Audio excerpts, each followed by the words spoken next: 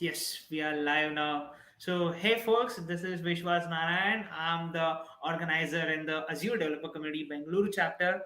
I'm with Peter D. Trender. And trust me, one of the best people that I ever could reach out to in order to get myself educated.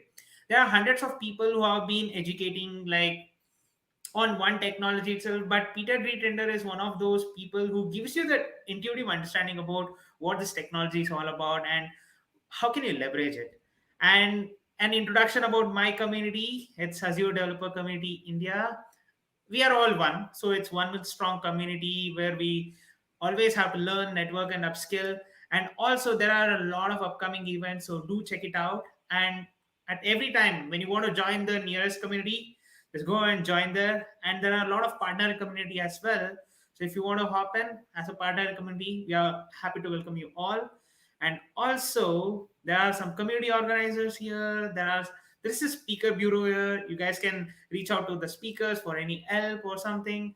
And also there are a lot of things that we can't really cover in one session, so there are multiple sessions from different professionals and a lot of things. So happy that we are hosting a session with Peter Tretender, sir. And over to you, sir. The stage is yours.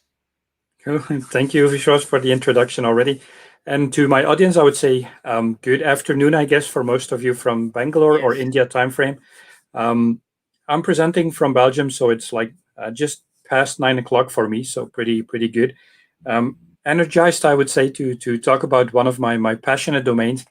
Um, that's Azure, and moving over to SRE, where I think it's one of those technology domains that's a little bit unclear every now and then, where sometimes it's positioned as like the next wave of DevOps, where I think based on your target audience, mainly developers, I assume most, if not all of you, are familiar with DevOps.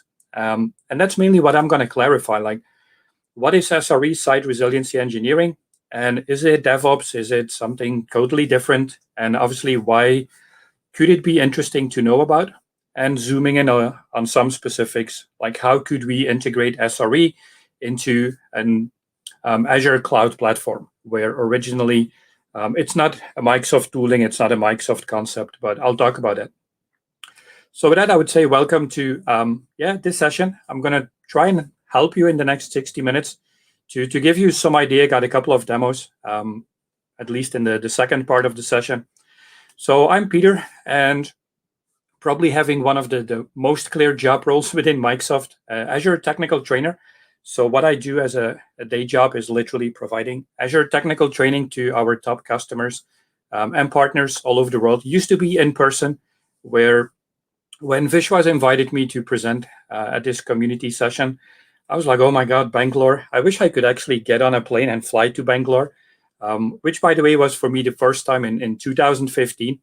So when I'm like dreaming a little bit, it's like the spices coming back, the good food coming back, the sweet desserts taste is literally coming back. So but we'll probably move this out to 2022, and then I'll just take the plane to Bangalore, and then we can do an in-person session. Sure, sir. Good. Sure. So in short, what I'm going to talk about is positioning SRE. What is SRE? Why is everybody talking about it nowadays? And mainly clarifying the terminology. I think that's quite important.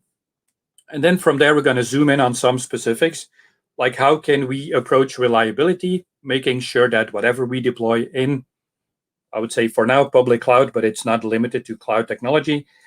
And then in the second part of the presentation, it's specifically zooming in on what if we as a customer, as an as an environment, are using Azure public cloud. How can we make that happen? Like, what are the prime tools that we have to optimize the site resiliency? That would be the main objective. So you already know a little bit about myself. Not going to spend too much time on this.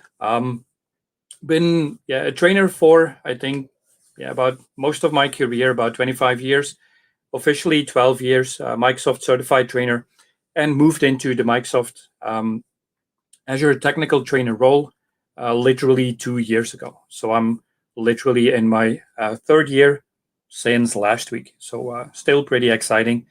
And it's a little bit what Vishwas mentioned.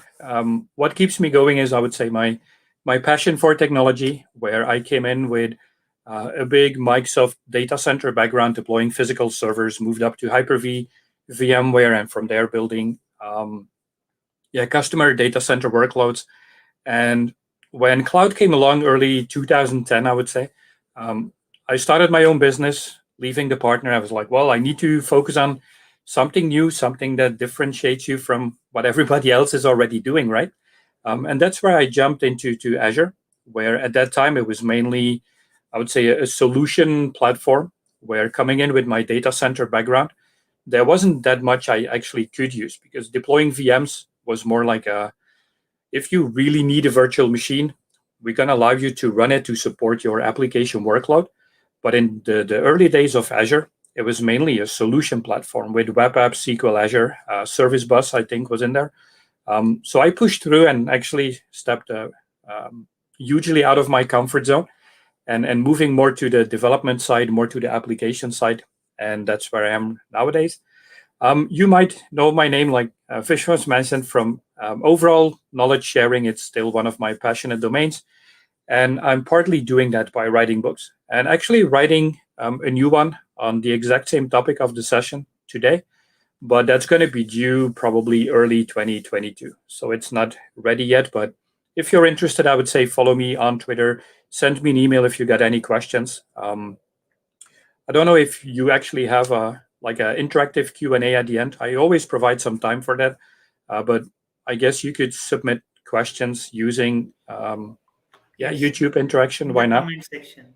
Yes. Oh, okay, cool. So we can spend some time on that. But if you're watching this later on out of the stream and a recorded session, feel free to reach out, PDT-IT on Twitter, LinkedIn, Facebook, and you could also send me an email. Good. So with that, let's jump in and explaining what SRE is about and why it could become important. So in short, SRE actually has two different meanings, but they're obviously pretty close related to each other. SRE initially stood for Site Reliability Engineering. What it means is you're going to build out reliability in your workloads. Again, I'm using Azure because it's my target platform, I would say, but it's not limited to cloud. So you could use the SRE concepts that I'll talk about later on in your on-prem data center, in public cloud. Could be Azure, could be AWS, could be Google Cloud, could be Alibaba, could be basically any environment. The second definition is a little bit more on, I would say, the person who's like doing SRE, and that would be the site reliability engineer.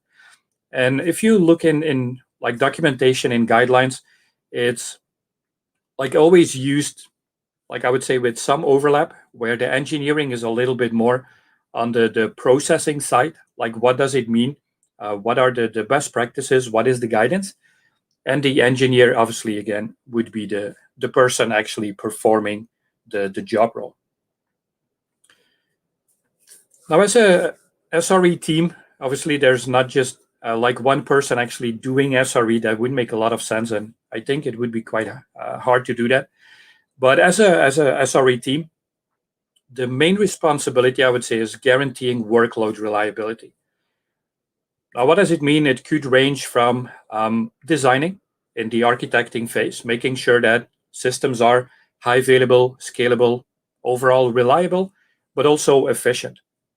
Now, one of the interesting sideways I actually picked up. So SRE originally was created by Google, actually one individual within Google, and he introduced this to his team. Now, if you all think about Google, I'm pretty sure we all know Google, right?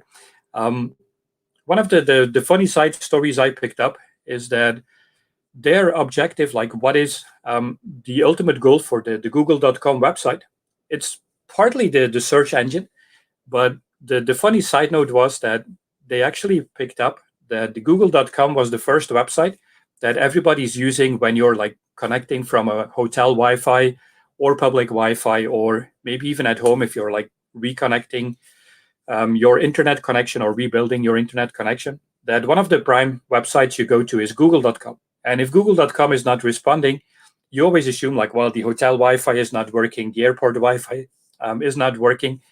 And that's like their internal objective, I would say. make sure that google.com was always available. So actually a funny side note. And from there, obviously, in meantime, we should say that the site resiliency, so the original google.com, could actually be expanded to services overall, because it's not just that one search engine anymore. It's really about any workload you're running, even maybe in a dev and test environment, although it's obviously moving more towards production environments. And next to that, mainly talking about massive scale. So if you have a mid-sized organization with X amount of servers, X amount of workloads, I'm not going to say that resiliency, reliability is less important, but you probably don't need to spend that much time on it. And it should become more clear later on. A bit more on the role itself.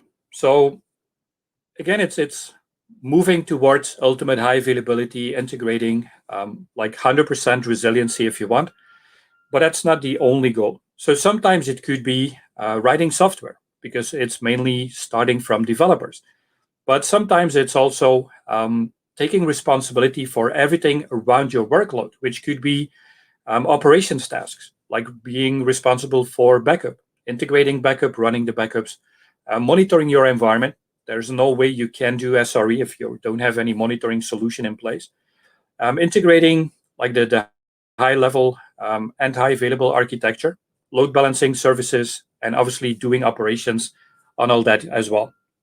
And the last is, I think, maybe even more important, figuring out how to apply existing solutions to new problems. And that's actually an interesting one, because you could come in with why not DevOps? And I'll talk about DevOps a little bit more later on, but you could start from DevOps, where in a lot of organizations, DevOps has always been like, we need to deploy something. We're going to optimize our deployment. We're going to integrate unit testing, functional testing as part of a pipeline, no matter what tool you're using. Could be Azure DevOps, could be GitHub Actions, could be so many other deployment or DevOps pipeline tools.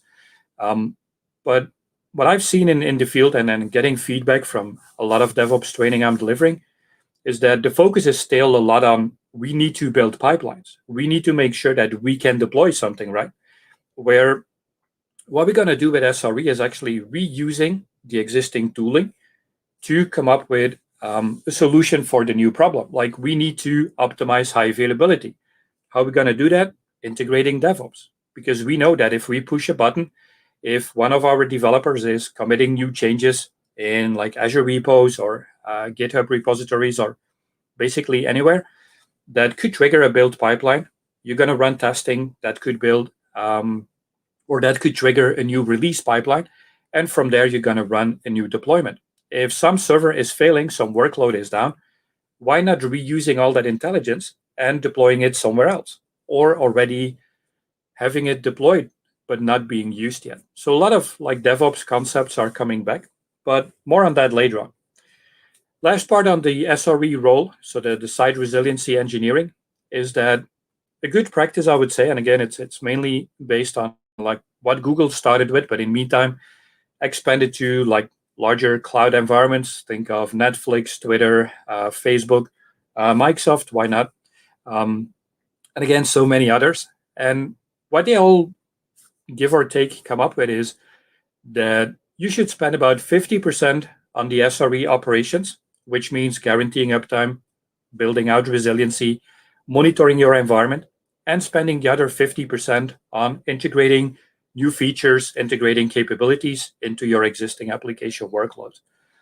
And if you think about a 50-50, it actually makes sense. And why is that? Because in a lot of environments where, again, you might have your DevOps team already, you're still going to see that about half of the time is, or half of the team even, is spending time on development operations, where the other part is literally focusing on building the systems, deploying the systems, and from there managing them, operating them.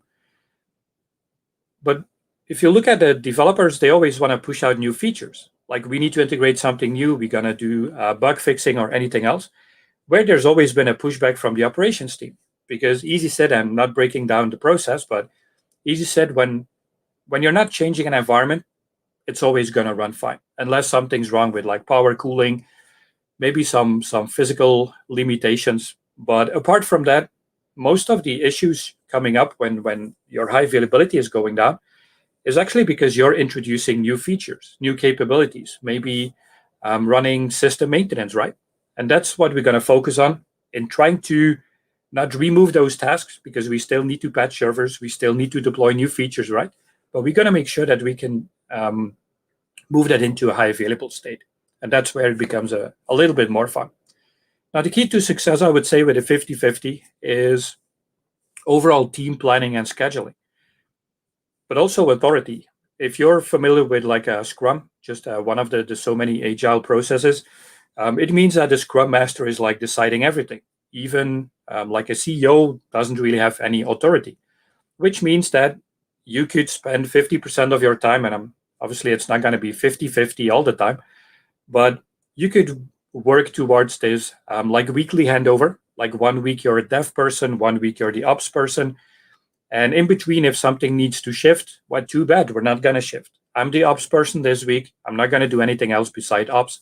And that's where the authority comes in, to make sure that your dynamics of the team is also moving towards the success factor. Good. The famous question, I would say, is everybody's been talking about DevOps for the last couple of years. And even now, I actually notice that out of like the trainings I'm delivering for Microsoft, it's like about 50% is Azure Architect, AZ 303, 304 for the ones who are interested in that. AZ 400 would be the Azure DevOps training. So that's really my focus domain. And in any of those, like architecting or DevOps, there's always some question around SRE. Like, why is everybody talking about SRE? Does it mean that, like, if somebody comes in for like a 5-day Azure DevOps training, typically on a Monday morning, like 9-10 o'clock, where I do the meet and greet with the attendees of the training, there's always somebody asking about, yeah, can you drill down on SRE as well? And then some other ones go like, wait a minute, but why would we spend 5 days on learning like Azure DevOps and the Microsoft DevOps tools overall if it's like a dead-end technology? Where I always go back like, well, DevOps is not a dead-end technology. Azure DevOps, although you have a lot of like GitHub and GitHub Actions coming up in meantime, which is also part of the Microsoft DevOps umbrella, Azure DevOps is not dead. So that's why it's still worthwhile to like sit in a 5-day class, right? Now, again, where does SRE comes in? Is it like the new wave of DevOps? Is it like completely overruling DevOps and starting with something completely new? It's not exactly. I think it's like really augmenting each other, which means that out of DevOps, it's really focusing on building that culture besides the technical deployment tooling that you're focusing on. I think for any organization starting with DevOps, it's even more important to integrate that DevOps culture, like working together, collaborating, gluing the developer operations teams together, but still focusing on the deployments, right? Where out of Microsoft, we talk about like providing value to the business by integrating people, process, and products. But I would say it's mainly towards we need a pipeline and we're going to automate our deployments. We're now with SRE, what we're doing is actually relying on DevOps, again, not the tooling, just the concept, and optimizing reliability. And I'll show you some demos in the second part of the presentation, where I'm going to use some Azure DevOps concepts to show you quickly how you could easily introduce SRE if you already have some DevOps tool in place, where I'm going to use Azure DevOps just for the ease of demos. We're almost there on the terminology, the definitions, but it's obviously quite important to know where to start before you can know where to move up to, right? So now you know what SRE is, what the definition is. I would say the next big question is, how can we measure it? You talked about success factors, you talked about 50-50, but what does it mean? Now, it's not 100% complete because there's a lot more about SRE that I can talk about in just an hour, but it really comes back to like 8 prime definitions, I would say. The first 4 here is SLO, SLI, RTO, RPO. So what is SLO? It's service level objective. That refers to the target reliability for a workload. Later on, we'll talk about SLA, but it's not exactly the same. So this is really the target reliability, which could be the same for all workloads, which could be completely different for any workload. An e-commerce, prime e-commerce application might be a lot more business critical than an HR application or some reporting tool. And it's not that the reporting tool all of a sudden is not important anymore, but if you got an e-commerce environment or an accounting business or anything like a healthcare organization, and you're relying on workloads on applications to run your business, again, that's where the value comes in, you need to define SLOs. Next to that, you also need to define SLIs, service level indicators. They're nicely working together with SLOs, but they identify the right percentage of the reliability target. Like we aim for 99% uptime, or we aim for 99.95% uptime. And how much of the time are we aiming for that? Like all year long, only during Christmas season? Again, thinking back about my e-commerce example, that's like what SLI points at. And then RTO, RPO, I think those are a little bit more familiar because they've been around for so long, even in traditional data centers. So recovery time objective, referring to the amount of time it takes to fix the problem, get your workloads up and running again. So if you think in traditional backup restore scenarios, that's where RTO comes in. If your backup takes like 5 hours, the restore is also going to take 5 hours and probably a little bit more, because after the restore, you need to do some testing, you need to validate, and so on.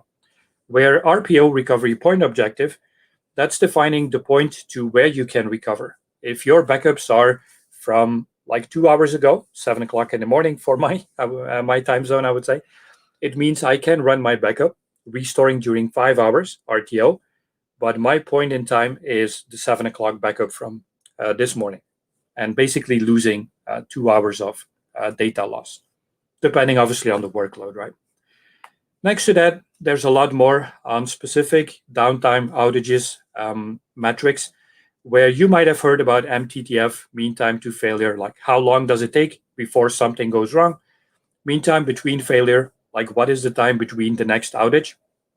That's going to help you in deciding how important your SRE is going to become.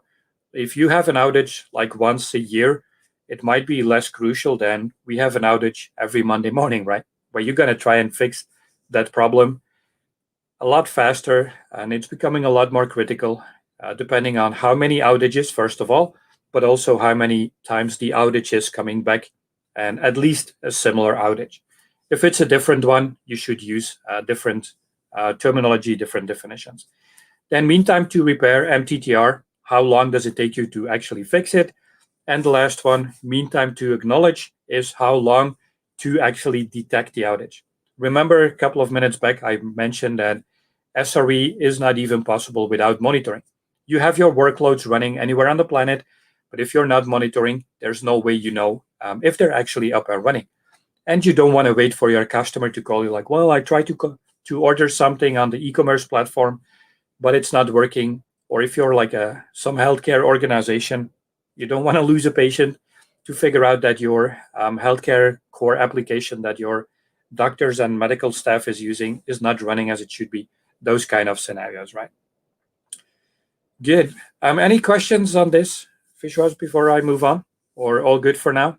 People enjoying it, learning from it?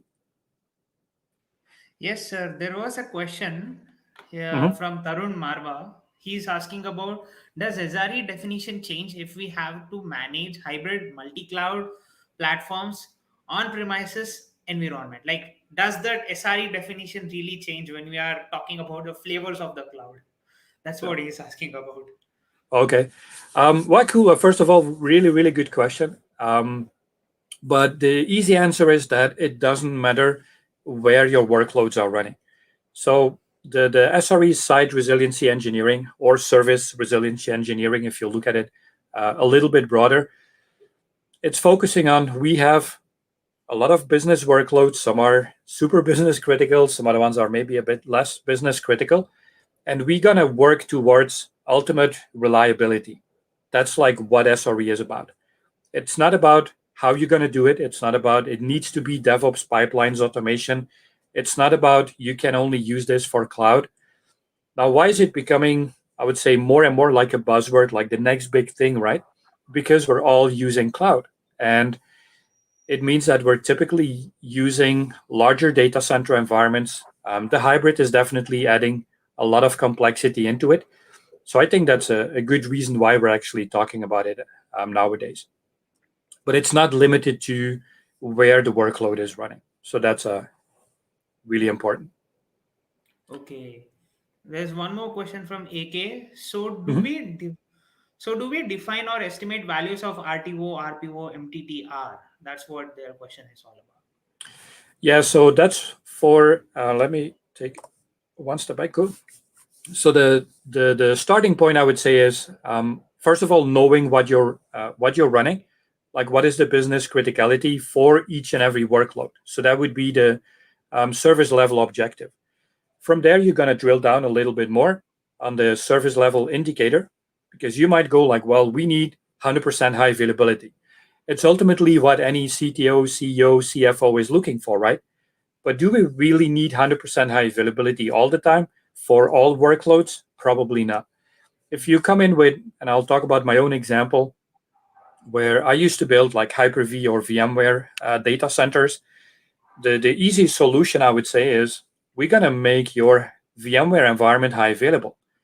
We're going to deploy virtual machines, and all virtual machines are following the underlying VMware high availability, which typically was like active active or active passive to a second on-prem building. But in reality, not all your business workloads are that critical. If you have like, I don't know, some canteen sandwich ordering system, yes, it's critical between like 8 in the morning and maybe 11:30 when people are ordering their food for lunch. But in the afternoon, nobody cares because nobody's ordering food, right? So that's where you don't need that 100% high availability anymore. And that's what you need to figure out for each and every workload. And later on, if um, you'll find out in like my DevOps scenarios that again you might have different metrics, different parameters to measure SRE depending on your workload. Like dev and test, we could all agree that dev and test is not crucial. But if now out of your DevOps automation, your testing pipeline task is determining if it's a green light or a red light, then all of a sudden your dev and test environment actually becomes super crucial. So that's like really the flexibility, the dynamics, I would say, that you need to come up with for your specific workloads. But a Yeah, cool I think, question. Keep them coming. yeah. And also Ambore is asking what percentage of programming or coding is involved in SRE work. Doesn't matter. It's again, it's more about the concept towards reliability. It Hmm. can be .NET apps, can be Java apps. Even the platform itself doesn't matter. It can be virtual machines, can be serverless, could be Kubernetes containers, anything. So that's I would Yeah. say the nice thing about it. There's like no real limitation, like where does it fit. If you have a workload and you want to run it like as resilient as possible, anything from start to, yes, it's as reliable as we need it, that whole process in between, that's what SRE is about. Anything else is just technical tooling. That's, I'm not going to say it's not important. I can imagine that some development environments or languages are maybe a bit more stable than others. Maybe the developer teams might be having some influence. Honestly, if I would provide you a workload, knowing that I'm not that good as a developer, yeah, my workload is not going to run as reliable as if another like 100% developer would build it, right? So there's so many moving parts, so many dynamics, and yeah, that goes back to that 50% like topping point between am I a dev, am I an ops person? Where again, for a long time, even before we talked about DevOps, and that was literally the starting point for DevOps, is that developers were like working in their silos and operations teams were working in their silos, right? Where with the example I mentioned, operations teams are always pushing back for changes. We're not going to migrate to new systems. We're not going to introduce new hot fixes. We're not going to introduce new features because historically we know that most of the outages are actually coming up when we're changing something or when we're introducing something new. where developers, if you're like building a new feature, introducing a new capability, the ultimate goal is seeing that feature being used by your audience, by your customers, right? And that's why you got that pushback, like, oh, developers, please introduce new features. And system teams are like, no, we're not going to push back. Or no, we're not accepting them. We're going to push back. And that's what DevOps initially tried to help with, that at any moment in time, the ops teams would know what the developers are working on. We talked about sprints. We talked about iterations and all that. Where now the next step is like once we have our deployment tool in place, and it's a little bit downsizing on DevOps, but keeping it easy for now. Once we have our deployments in place, we're going to optimize it and making sure that it's running as reliable as possible. Yeah, I just had one thing to ask because Mm-hmm. I've I've never seen a company which got shut down because they were not able to scale. That comes up like 5 years before. That was a problem which was prevailing. But Mm-hmm. today, when we think of, there is a lot of data points involved. So, and also I just wanted to ask you, like, how are these data points going to help us in architecting the solution for the future? That's my question. That my personal question. And how would you define like the data? What do you mean by data points? Is Like it the anything which has some parameterized content, like, okay, we had this much amount of hits on our system at this Mhm. moment, but what might be the plausible hits or something? That's my data point that I'm asking about. And also we have No. this observability monitoring today. It's all a part of the SRE itself. So how is these parameters helping us architect a solution for the future? That's my question. Mhm. Yeah. Um, well, I think in short, it goes back to what I already mentioned. If you're not monitoring, there's no way you can take an action. There's no way you can define a solution. Like, how can we fix this? And an easy example, if again, I'll use e-commerce because we all know what e-commerce is about, right? But if let's say, why not taking the pandemic as an example, where you might be like a traditional store, and you also have some online presence, allowing anyone to go online, buy products, but you still have your physical stores.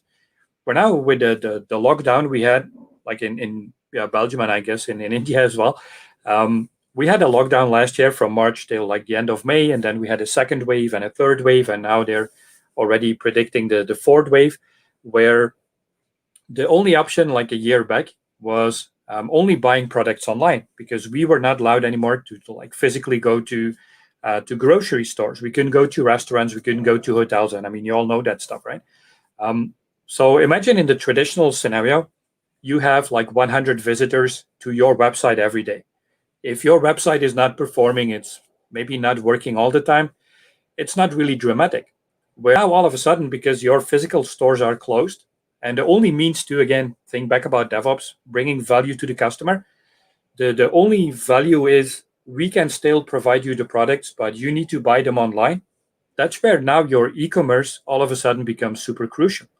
Where out of that 100 users or customers you had before, because of the pandemic, it might have gone up to like 500 every hour, where now your high availability is becoming a bottleneck, because most probably your workload is not sized for 500 visitors every hour, which means your services might crash, which means that the database connectivity from the web app might be a lot slower, and you need to monitor.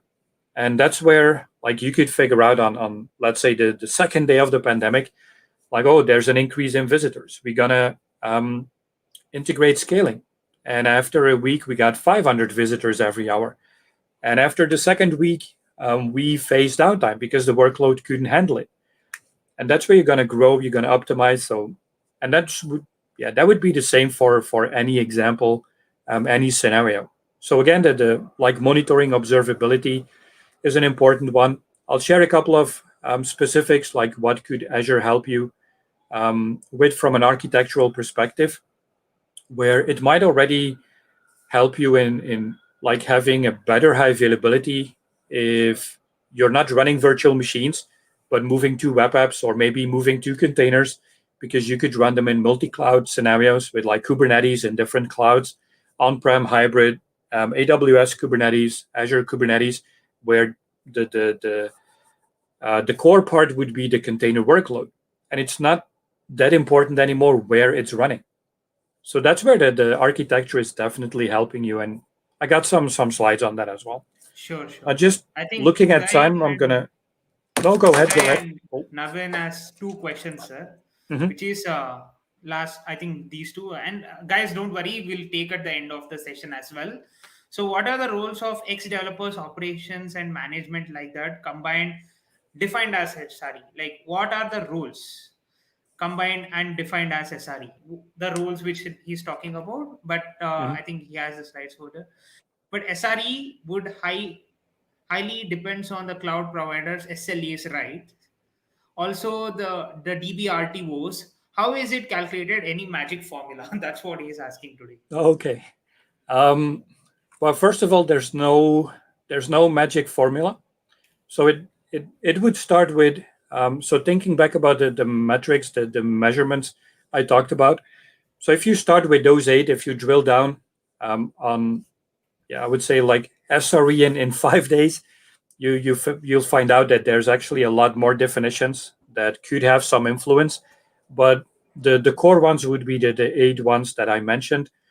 Now, where do you get started? You start with knowing what does it mean business critical, where again we come in from a mindset that it's always business critical. Any customer, like if I was working at a partner or even out of my own business and literally talking to customers about migrating workloads, deploying workloads, the first question is always like, how much high availability do you want? And the answer was 100%. And the next question was like, do you want to pay for it?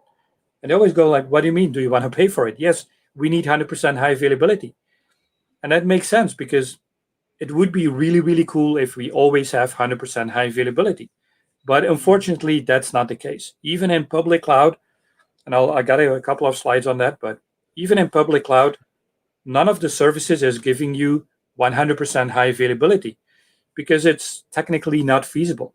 And it's for so long, and I'm like going back 10, 15 years in time, but it's always been some kind of misconception where even if you run your environment and you're going to fail over to a second active standby environment, it means that there's no 100% high availability. Even in, I can imagine in, like again, healthcare, finance organizations, insurance, application workloads, you don't want to lose that payment transaction. You don't want to lose that medical, I don't know, heartbeat from your patient. But even if it's down for like 1 second, technically it's not 100% high availability anymore. So what you need to figure out is what is the workload? How important is that workload? And next to that, how can we make it as reliable as possible? And I think that's quite important. Where, and I'm going to switch to the next slide, is that Sure. you need to, to figure out what is the platform I'm going to use, what are the characteristics, what are the capabilities. Where again, I think we can all agree, running virtual machines in a cloud environment is probably not the most efficient one. I'm not saying that running VMs is wrong, but you should know that there are better ways to run it, right? Because when you deploy virtual machines, it means that you still need to patch them. You need to manage them. You're responsible for backups, for disaster recovery, and everything else that makes running VMs more complex. Where if we look at like containers, you're focusing on running that container workload, and there's less obstruction, less friction, I would say, on how you're going to run them. On the other side, if you look at running containers, Kubernetes is complex. Where interesting enough, I always joke about it in my architect classes that we need to talk about containers and Kubernetes because the whole world runs on Kubernetes. Where in a lot of scenarios, maybe you don't really need Kubernetes. But if you got like a multi-cloud, you might fix the limitations, the downsides of one public cloud by maybe running it in a second cloud. Or the most easy way I would say to embrace cloud is you have your on-prem data centers and you're gonna extend to public cloud. And for now, using public cloud as a disaster recovery environment, where now you got unlimited scale, you got the cost benefit, You got the built-in high availability depending on what service you're using, and so on and so on. So the easy answer is that it's all important. You need to get feedback about the workload criticality from the developers, from the business. Next to that, you need to get like a green card from finance, because we all know that building something high available or more resilient is going to be more expensive. If you have one virtual machine running that's hosting a website and a database, we all know that it's not redundant. How do you make it redundant? By deploying at least two of them, right? And maybe even better, deploying two of them in a different data center. And that's where it's going to become more expensive as well. So you need to figure out for each and every workload, or maybe some, I don't know, generic metrics, like we're going to offer you this amount of SLO, this metric parameter of SLI next to the SLAs of the platform itself. And it's all those in combination that's going to define like what's possible. So now this brings me to, I would say, the second part. Now, just a question, Vishwas, do we have a hard stop at the hour, or does it matter if it takes a little bit longer? No problem, sir. You can take a little longer also, or else Oh, okay. even if you extend the session by few minutes, that's fine, sir. Okay, very cool. Then I'll first go through, and again, if there are more questions, then I'll tackle those all the way at the Sure, end. sure. So the first part, we covered that and already touched on some topics in the second half, but we started from, we now know what SRE is about. We want to move towards this ultimate redundancy for our workload. Could be site, everything, could be services, could be for individuals. Second is obviously zooming in a little bit more on how can Azure as a public cloud help me in achieving SRE, enabling SRE, optimizing SRE. That would be the second part. Now, how do you look at it? Easy said, if you're like taking a step back and you're looking down, let's say from Mars, why not? People are going to Mars these days. So we're on Mars, we're looking down at an Azure data center. No idea how I come up with that, but anyway, we got three core different layers. You got Azure Foundation. That's what I and Microsoft calls the fabric. Typically the layer that you as a customer cannot touch. You don't really see it. It's like the physical data centers all over the world. Next to that, you got Azure Cloud Services. That's where you as a customer or as a partner, but towards your customers, are deploying the workload infrastructure. You build virtual machines, you build web apps, you build SQL, Azure, Cosmos DB. You're going to deploy container workloads. You're going to deploy Kubernetes, functions, serverless, logic apps, and everything else we have in the platform. And then last on top, you have your application workload. That's literally your development code running on the platform in any of IaaS, PaaS containers, doesn't really matter. Important here is that it's shared responsibility. And yes, I'm zooming in on Azure, but it's the same in any public cloud environment. If you're running your workloads, you bring in your application, it's running on our shared platform, which means if you're going to deploy virtual machines, you're going to open up RDP or SSH for remote management, you know that you're immediately opening up a security breach.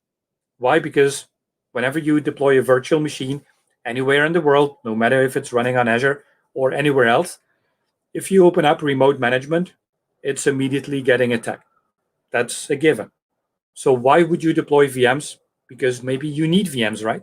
But if you know that your application workload, like a web app, a database, could also run on a platform service, or maybe running in containers where you don't have that virtual machine, remote management vulnerability anymore, why not going in that way? That's like the main message.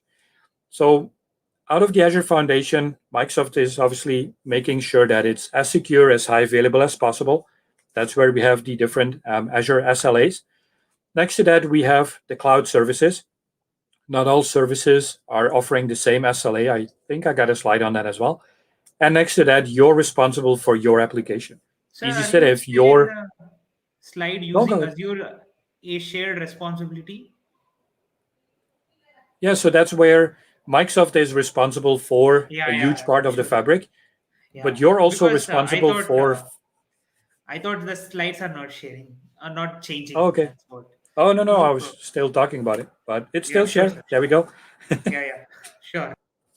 So starting on the Azure Foundation, like you're the Azure consumer. And again, it's Azure, but could be AWS, could be Google, could be Alibaba, could be some hosting provider's environment where you as a customer, you know it's there, but you don't really control it. I think that's a good way to explain.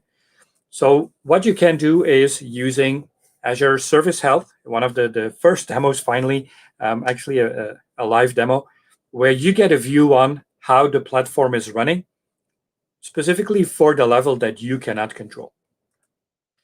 So let me switch to my first environment here. And what it shows you real time, and I'm not going to say we're lucky today because luckily most days it's actually all green. But what it shows you per region,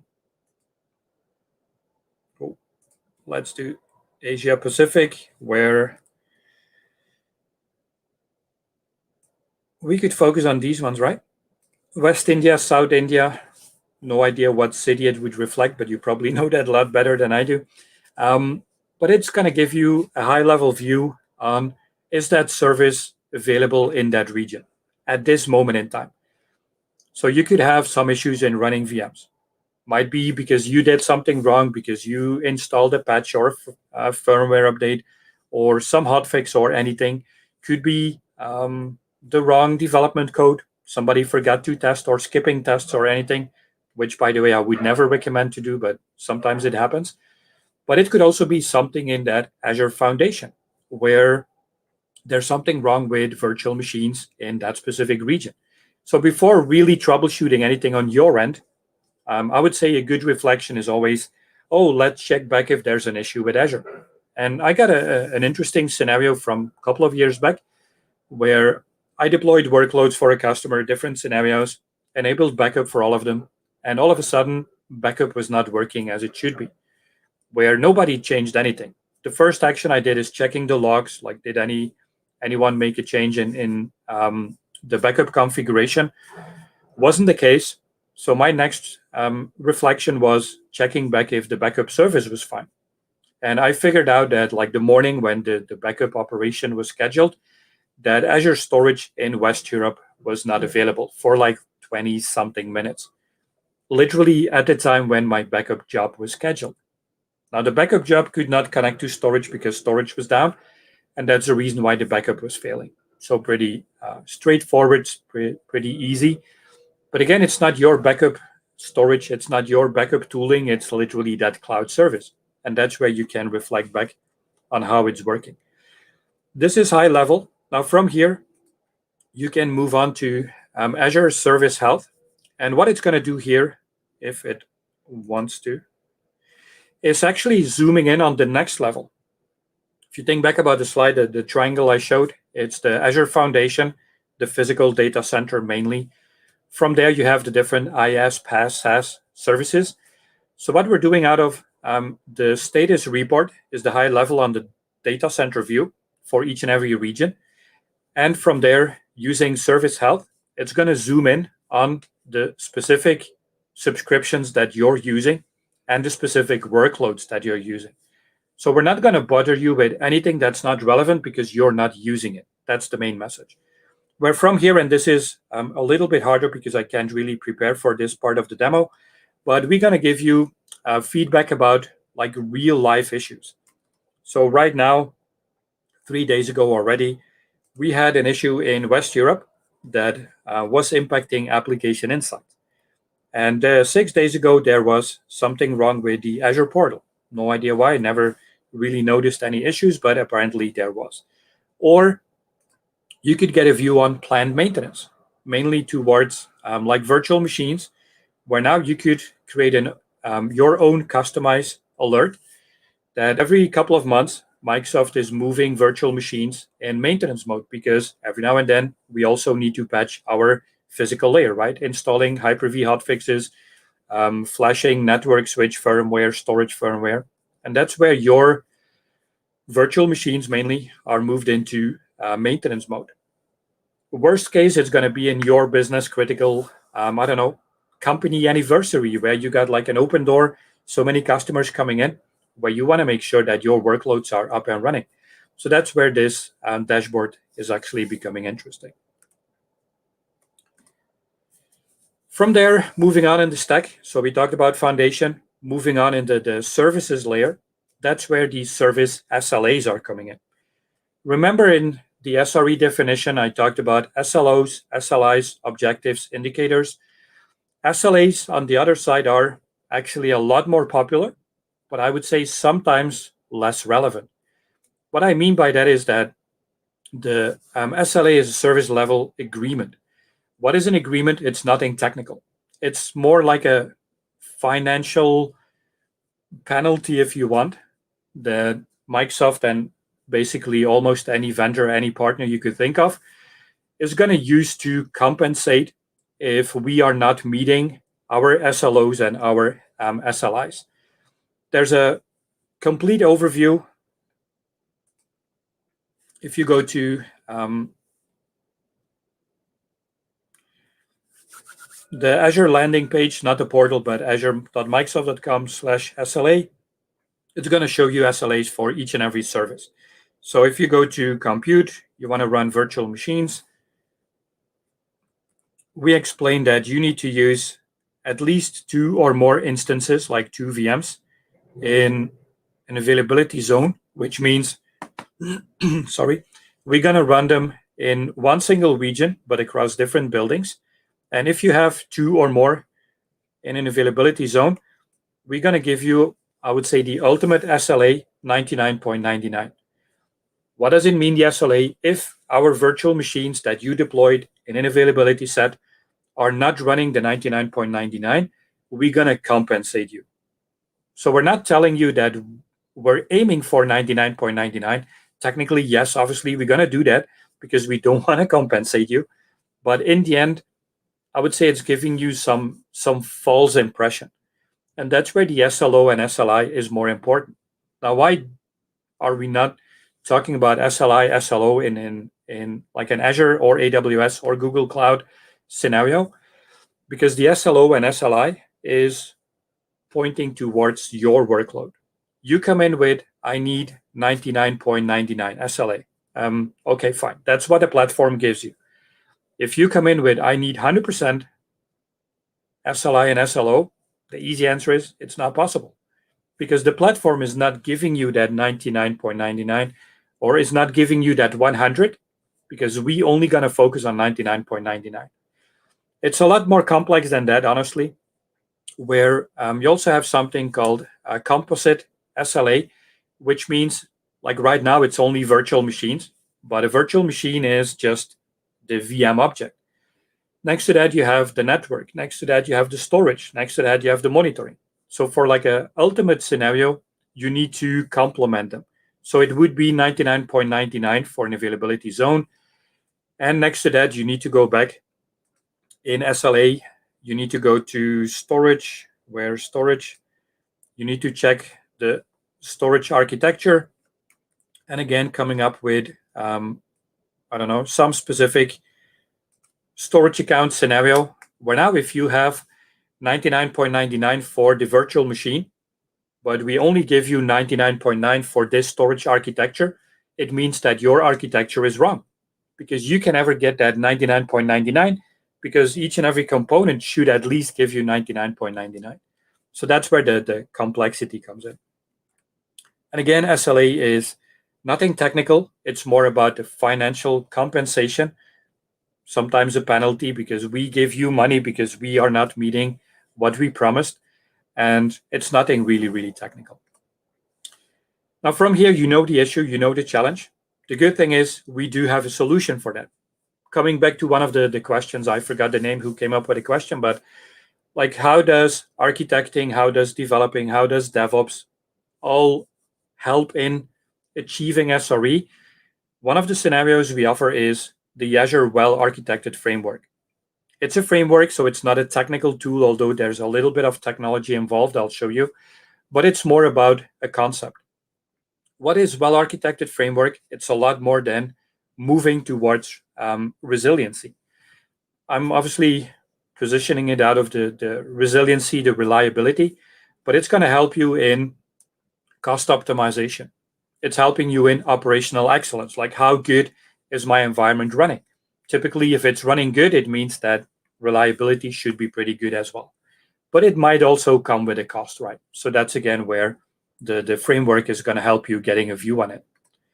Now, in short, there's a lot of documentation. I'll show you the website where you can find all the details.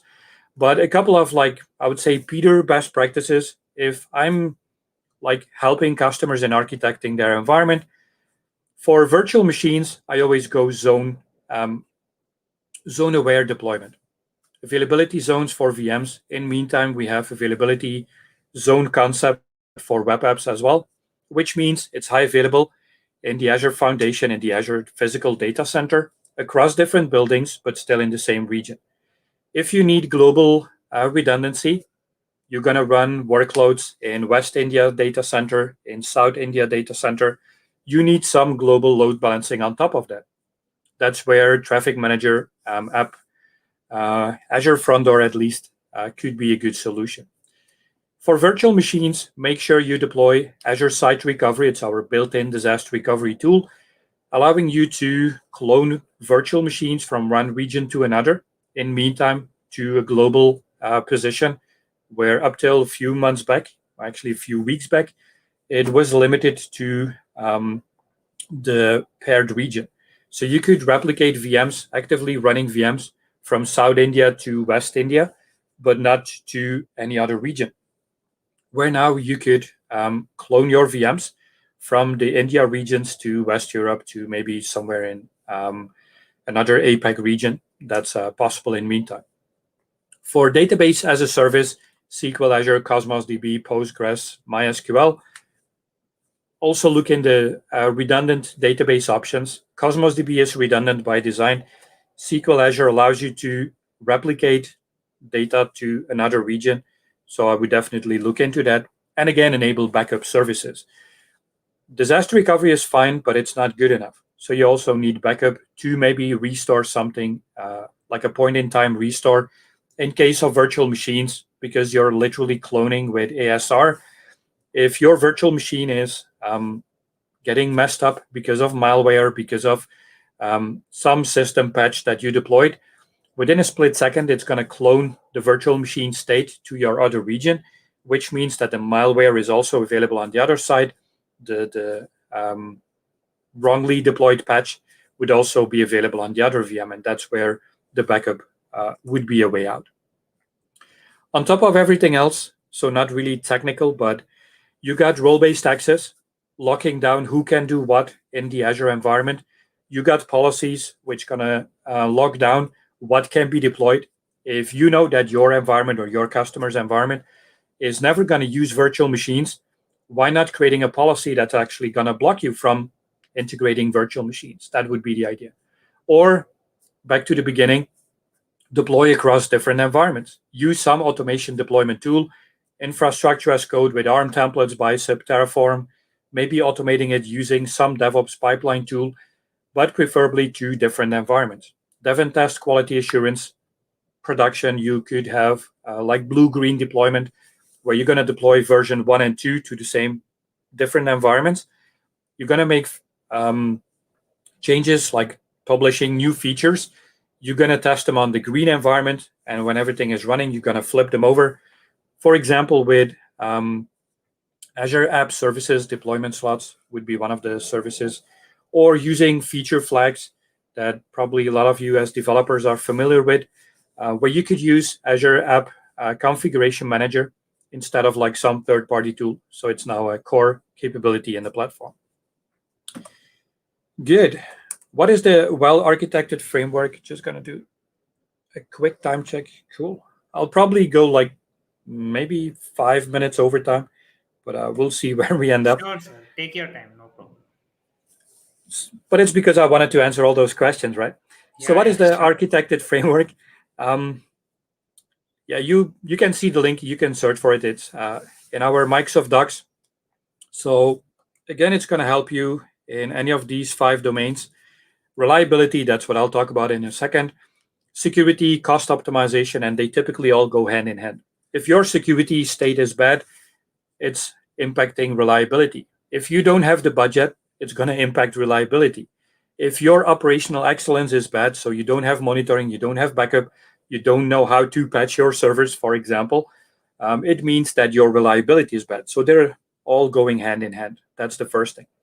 Now, besides just reading through the documentation and watching all the videos, pretty interesting, you could actually also apply it to your already running environment.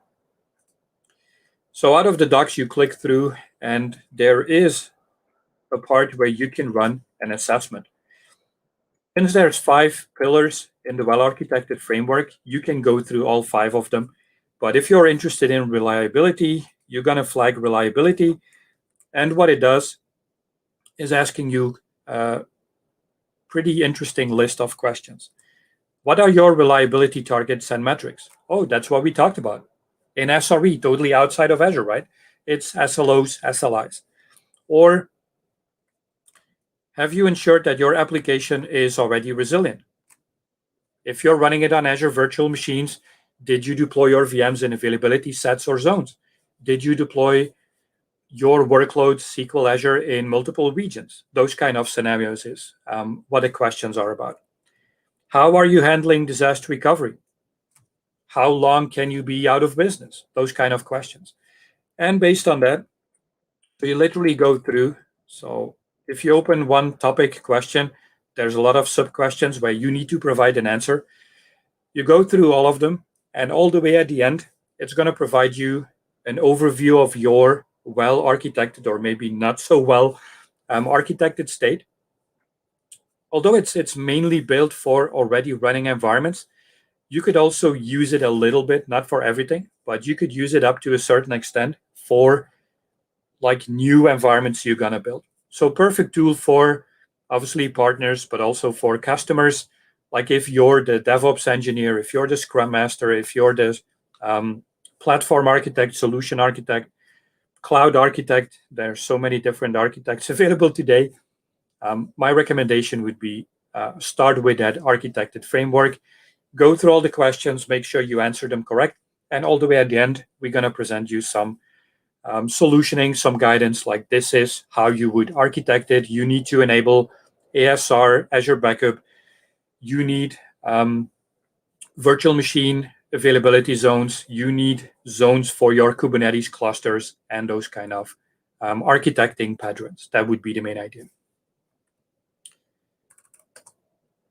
From here, last part, how can we automate this using Azure DevOps? One example could be GitHub Actions, could be basically any DevOps tool. But you already know I love Azure, so obviously makes sense. I'm talking about Azure DevOps. So what is pipelines? If this is for everything in the audience, everything you already know, let me know. I can skip some parts. But in short, if you go back to the starting point of SRE, you need to know what you're going to deploy. You need to know the service level objectives, service level indicators, which means we need to run automated deployment. We need to run deployments across different environments. That's another best practice that I shared.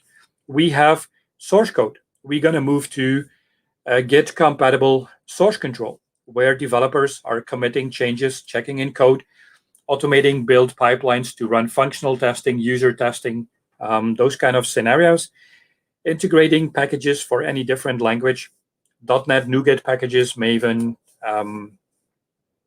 what's the other one for Node? NPM for Node apps, Maven for Java apps, Pip for Python apps. That would be the idea, which again answers one of the questions that came up earlier. Is SRE limited to a specific language or not? I hope in meantime it's clear that it's a concept, it's a guidance, and it's nothing limited to Azure Cloud, to .NET, or anything else. It's cross-platform, hybrid, cross-cloud, cross-language. Last demo for today. How can you enable or optimize SRE by using Azure DevOps? It's just a quick walkthrough of what DevOps can give you, but it would start with repositories. Azure DevOps repos, for the ones who are not using it yet, it's a Git compatible scenario, which means you have a view on all historical commits happening. This is going back like long way back.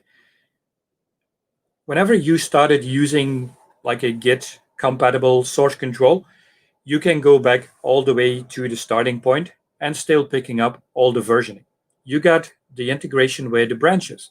Again, if you're using GitHub, it would be the exact same scenario. You got pull requests. You could use pull requests. I don't have them in this example, but you could use pull requests to like make a recommendation, like some developer is introducing a new feature, and instead of immediately like validating it, we're going to introduce approvals. Once a pull request has been closed, we're going to merge it into the main branch, for example. That would be the idea. In between, you could automate build pipelines. Before there's a pull request getting approved, getting closed, we're going to run a testing pipeline to validate that the new piece of code is actually working fine. Once you have your pipeline in order, let me switch to another project.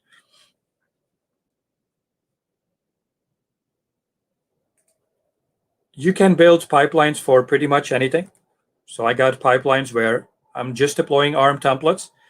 Could do the same for Bicep, could do the same for Terraform. I have a pipeline that's literally running a build where it's picking up a web virtual machine scenario, not the VM, but literally the application source code I'm going to push. You can create Docker image pipelines. That's an interesting one, where instead of running this on your development workstation, you're going to copy the files from the repos. That's where the source code lives. And you're going to automate your build and push pipelines out of a Docker task. And why not immediately integrating with an Azure Container Registry? Again, this could be another registry somewhere on the planet. Doesn't need to be Azure. So that's another nice thing where Azure DevOps allows you to deploy on-prem, deploy hybrid, deploy Azure, AWS, Google Cloud. As long as you do have the connector, you're good to go. From there, moving over to actual deployments, moving something in a running state, we're going to deploy it in our Azure Dev and Test subscription. We're going to deploy it into Canary early adopter, general availability alike scenario. That's where the releases are coming in. Let's see if I have an example on that. Let's do one. So right now I'm just deploying, let me go to the pipeline. I'm deploying from my source code into one environment, one production environment, right? Now what I can do is easily adding a new stage. Let's say this is an app we're going to deploy. And now we're going to move this to staging. From here, I got my source code. That's my build pipeline I ran through already. Where now if I push my deploy button, it's going to move to production and staging. Not really what we want. So what we can do is go into pre-deployment. Where now we're going to define like, hey, wait a minute, production. You can only go after staging. You got a build pipeline. Could be container, could be traditional web app, could be database, could be ARM templates, doesn't matter. Running through testing, validation. When all this is fine, we're going to publish it to staging. Behind staging, we're going to define our target environment, an Azure Dev and Test subscription, an Azure subscription in a different region or anything like that, right? Only when this stage is successful, we're going to allow it to move to production. Or we can again come in with more control, where, for example, we need approvals. Our Scrum Master needs to validate staging before we're going to move to production. Or somebody else. Doesn't need to be the Scrum Master, just an example. Or, and that's where it becomes really interesting, is using quality gates. What is quality gates? It's where you can integrate intelligence. Out of the box, I'm just showing my demo environment. But I talked about Azure policies as a well-architected framework best practice, which again means don't deploy anything that you're not supposed to deploy. But there's something called zero trust as well, which means that you shouldn't trust anyone. If I'm a good citizen and I'm a good operations DevOps team member, I'm going to tell you like, well, I know we're not allowed to use virtual machines, or I know I'm not allowed to deploy a big beast of a web app service, but you don't have to trust me, right? And again, you shouldn't trust me. That's where Azure Policies comes in. Instead of hoping and praying that Peter is never going to deploy that kind of workload, you're going to build a policy. But what if I do have my DevOps pipeline where I'm deploying a virtual machine template? You integrate Azure Policy as a validation step. You're going to run it in dev and test, totally fine.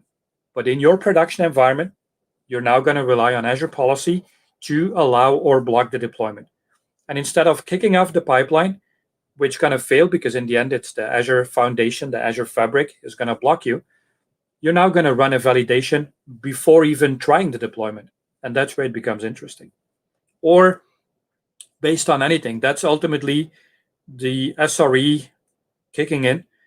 Based on something in the platform, I want you to trigger an action, where an action could be running an Azure function, run a PowerShell script, run, I don't know, some JavaScript, some Python, whatever language you're using to automate something. Easy said, if out of my deployment pre-approval, I'm going to validate an HTTP action. I'm going to send an HTTP call to Azure Virtual Machine Service running in South India. If I don't get HTTP 200 back, which means like, oh, it's all running fine, I don't need to go to that Azure status health anymore because now I got my function checking that for me. And if the feedback is HTTP 400, which means like, oh, the service is not running anymore, that's where I'm going to run my next pipeline deployment. I hope it all makes sense. I cannot really show you because it's taking a lot longer than the time I have, but that would be the idea. Or the observability again, interacting with Azure Monitor. Pretty straightforward based on, I actually have that in another pipeline scenario.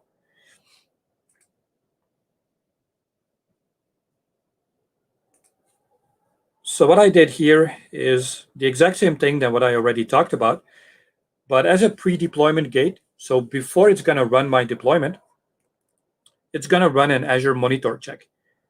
And if there's a alert coming up every 15 minutes or every 5 minutes in this case, I'm going to check back.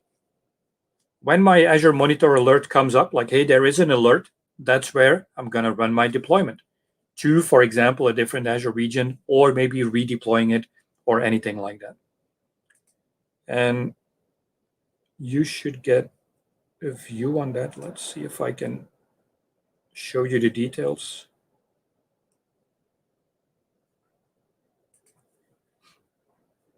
There we go. So technically what it does is running REST API calls. So it's going to check the Azure management that's like interacting with the Azure backend for my specific subscription, for the Microsoft alerts. Let's move this out like this a little bit. Checking a target resource group, like my fast car web app, that's where I was running my workload at that moment in time, and check for any alert with severity 0 all the way to 4. That's what Azure Monitor gives you out of the box. From there, it's going to check, do I actually have an Azure alert? And as long as the value is 0, it means there's no alert. Cool. Me being a DevOps pipeline, I don't need to do anything, right? Only when there is actually an alert, where now the string you get back is empty. I know it's a little bit awkward in how it's like reverse thinking, but it means like, oh, there is an alert, and it means I can actually run my deployment. Just one basic example. The other one, for the ones who are familiar with like security code scanning in that list of pre-deployment checks, I showed you Sonar Cloud. It's just one of the so many examples. What you can do with your security code scanning is running a scanning of your repos, Azure DevOps repos or GitHub repos, doesn't really matter. And based on the security state coming back from the security tool, it's going to allow you to run the deployment or not. So that's another example. And again, so many other ones. So that's basically it. I'm not going to take more of your time, but The first part, we discussed SRE definitions, terminology, a little bit on the concept. From there, detailing a lot more like what does it mean to build, manage a reliable, resilient Azure platform. Think back about the three different layers: Azure Foundation, Azure Services, and eventually your workloads running on top.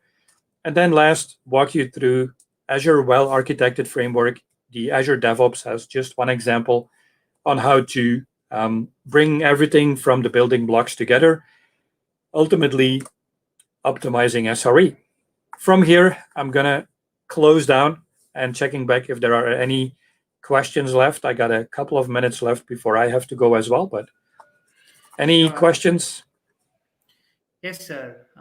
Tarun is again asking you a question on now, do we really use Azure Site Recovery for hybrid cloud workload migrations? Believe Azure Migration and Azure Arc replaced it completely. Is Azure Arc replacing the Azure Migrate complete somehow? What technically it's actually two different scenarios, but they're relying on each other. So originally, I would say since the early days of cloud, like 2014, 15, in Azure Resource Manager, you had Azure Site Recovery, ASR. So what ASR is doing is allowing you to clone virtual machines from on-prem Hyper-V, VMware, AWS, physical servers, and cloning them into offline Azure VMs. That's where the disaster recovery concept comes in, which means if any of your on-prem workloads or hybrid running workloads are not available anymore, you're going to fail over to Azure, triggering an ASR failover, and the workloads in Azure are going to start up. In the backend, it's keeping the virtual machine state in sync. That's what ASR is doing. Only like 2-3 years back, we came up with Azure Migrate. What is Azure Migrate? It's technically migrating hybrid from on-prem, physical, Hyper-V, VMware, AWS, migrating workloads as is, lift and shift into Azure virtual machines. Now, since we already had Azure Site Recovery as that cloning, syncing VM architecture, we're reusing ASR under the hood, but you don't really see it in that Azure Migrate scenario. So one is disaster recovery, allowing you to fail over to Azure VMs and failing back if needed. And Azure Migrate is reusing the technical capabilities to actually clone the VM and not allowing you to fail back. And that's how you do a migration. Got it. Yeah, Azure DevOps is awesome. Thank you so much. Yeah, I think guys, any questions, please do comment down in the comment section here so that we can address it. Because I think a lot of questions were asked in the initial time. So I think No, but that's fine. people have less questions. But please do drop your comments and the section in the comment section. Please do drop your questions down there so that we can address it right now. Or Twitter, PDTIT, or send me an email, petender@microsoft.com. Sure. I And more think than yeah, happy to perfect. answer. Yeah, I think it's beyond DevOps and it's beyond SRE as well. There is a lot of factors that come in. I think SRE is just one. Yeah, I think Navin, thanks, Peter. Yes. And anything else? I think Way cool. all the questions were being answered, and yeah, it was so interesting that you actually covered everything from scratch, and everybody was able to get the chunk of what it is all about, the SRE part. And I think it was great, sir. Thank you so much for covering such great insights on the session in a very short time on SRE. My And pleasure. Thanks for having me, I would say. And hi, who finally, knows, Robert maybe. is saying. Robert is saying, I finally understood SRE and AWS. Awesome session. Awesome. Way cool. Thanks for that. Yes. Thank you so much, sir. Thank you so much. I'll end the broadcast now, folks.